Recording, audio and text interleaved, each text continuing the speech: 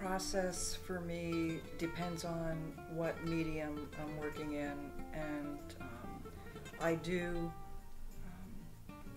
not have boundaries between the different mediums. I paint and I work with clay. Clay really was my first love in the arts, and right now I find my process, it does overlap, but especially when I'm working with clay, it speaks to me in a different way than a canvas might. So I really let the clay tell me what it wants to be. I'm most known for my ceramic relief wall pieces, which are back behind us, and I also do narrative vessel sculpture. So my process for the narrative vessel sculpture, I feel like I'm a writer, and I'm writing a novel, and I might have a good idea to begin with, but I am not sure of where it's going to go.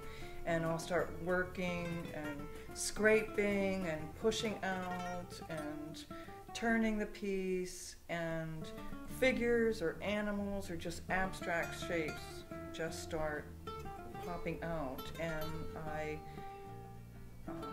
allow myself to accept what it's trying to tell me it wants to be.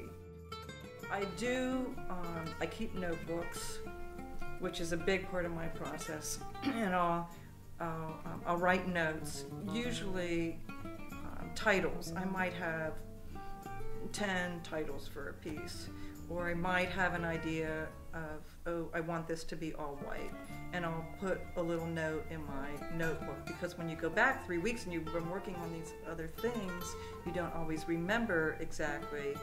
And it was why I started doing that, was to be like, what was I thinking? You know, I was doing this, so that process became just a natural part of my flow on how I work with the clay.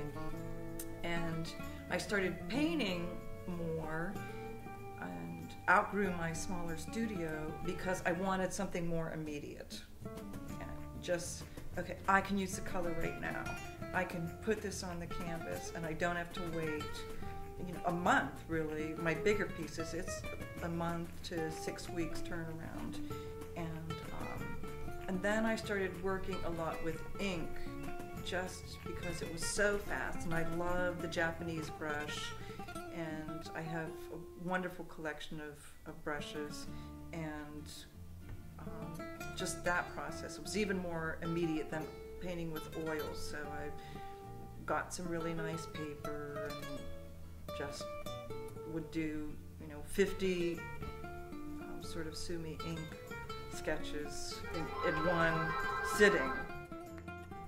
I don't always have a starting point, but one thing, I don't necessarily like to work on a perfectly flat surface. So when I'm going to start a new canvas that might be pre-stretched, pre-gessoed, I'll get out gesso and just throw some gesso on it with a big heavy brush, just so there's something more than this perfect white sheet. And then things start talking to me, just like the clay. They start talking to me. And it might be that I have some pods from the trail that I picked up laying there, and I'll usually start with charcoal or graphite and just start making my marks on the canvas, and then realize, oh, that's where that came from, not necessarily thinking, oh, I love that shape, I want to put that there. And that's part of the excitement for me, being an artist, just to let yourself make new discoveries. Gayle Tustin. I live in Wilmington, North Carolina.